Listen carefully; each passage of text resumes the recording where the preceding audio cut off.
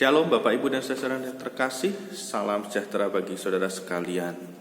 Di minggu pertama 3 Januari 2021, minggu pertama tahun 2021 kali ini kita diberi kesempatan untuk bersama-sama beribadah kembali. Sekalipun mungkin khususnya untuk GKJ Ngalian dan di beberapa gereja di mana-mana tempat masih ada yang memutuskan untuk beribadah secara online, belum tatap muka. Tapi biarlah di tengah keterbatasan ini kita masih bisa berupaya untuk merasakan kasih dan rahmat Tuhan melalui ibadah keluarga bersama dengan orang-orang yang kita cintai.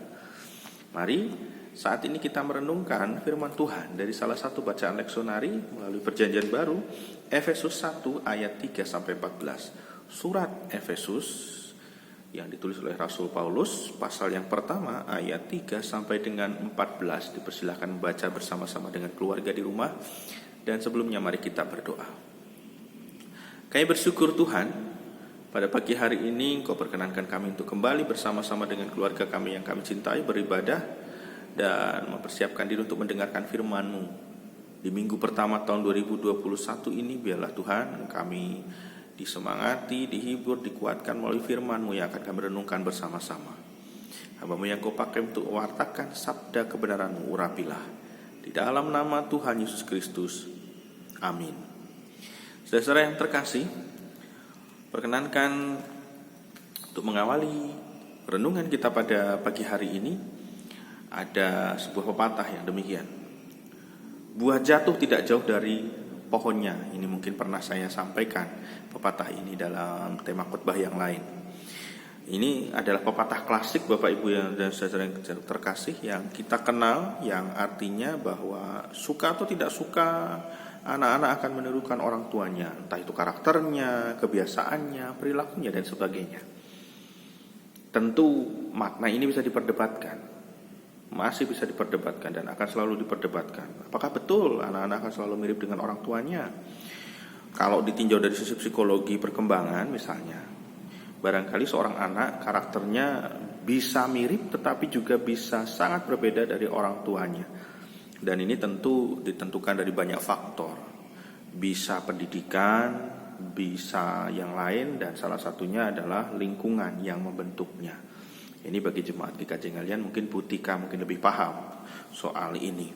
Nah, terkait dengan pepatah ini Bapak Ibu dan saudara, lepas dari Bapak Ibu saudara setuju atau tidak bahwa buah jatuh tidak jauh dari pohonnya, ini perkenankan saya mengaturkan judul khotbah pada minggu ini agak berbeda sedikit dari tema khotbah yang disampaikan Sinode GKJ, adalah menjadi anak-anak Allah.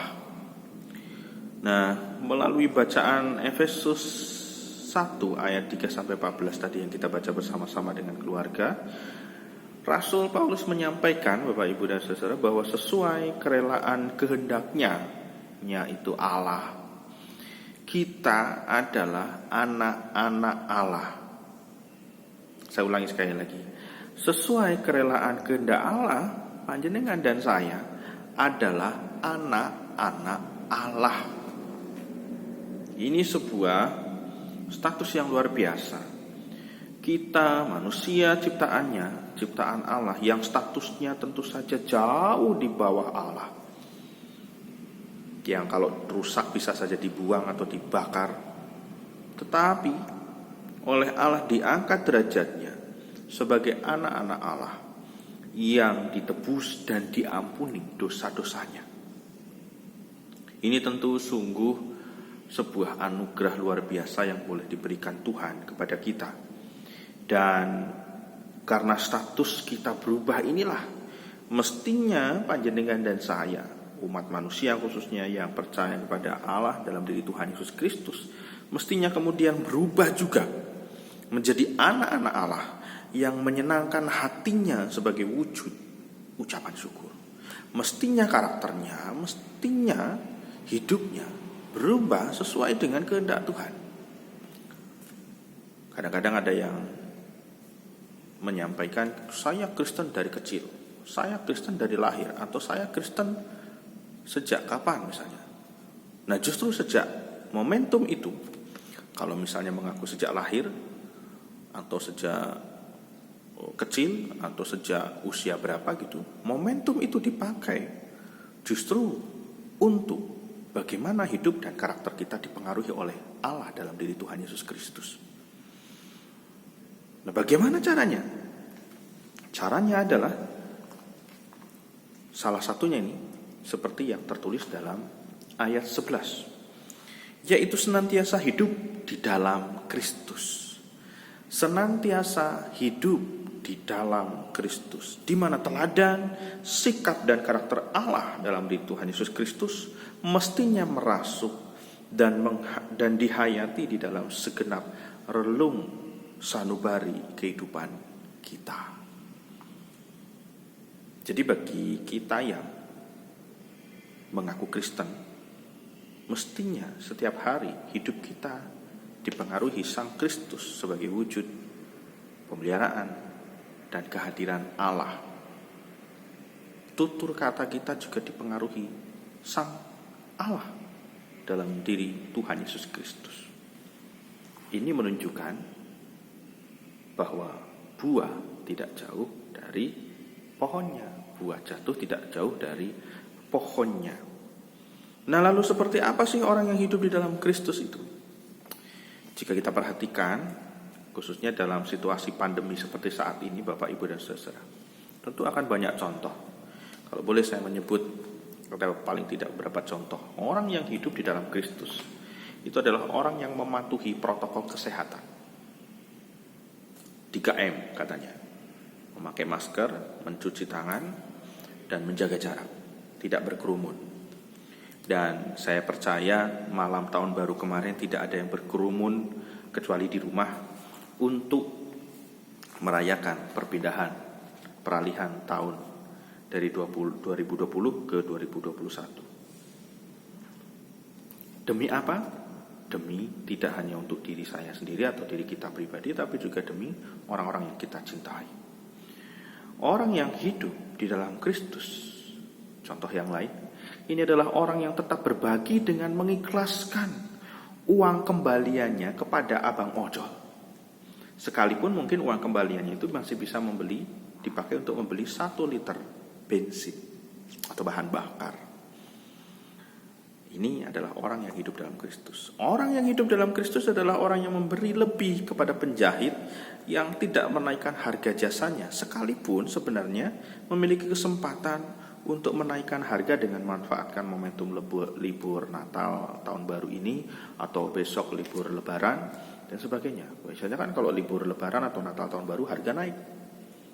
Tapi mungkin ada 1-2 penjahit yang tidak berani menaikkan harga. Nah, orang yang hidup dalam Kristus rela mengikhlaskan dengan memberi lebih kepada mereka yang tidak menaikkan harga.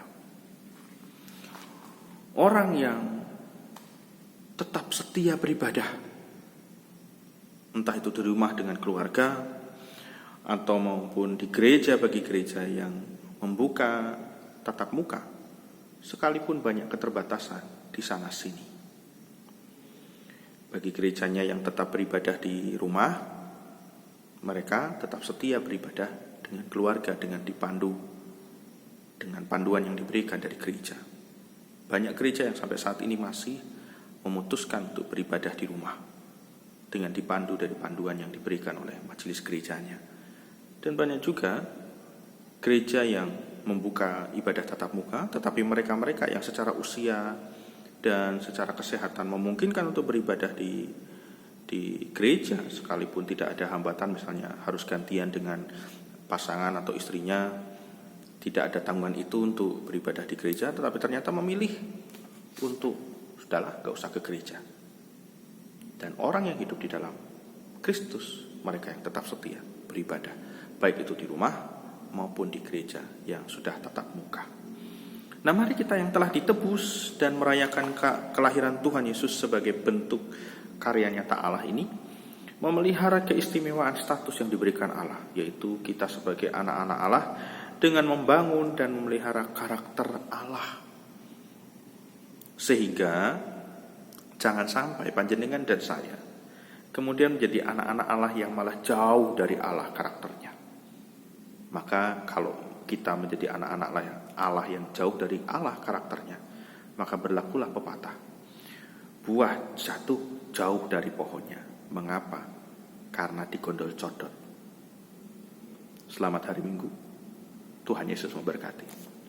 Kasih karunia, damai sejahtera serta persekutuan kekal menyertai saudara sekalian.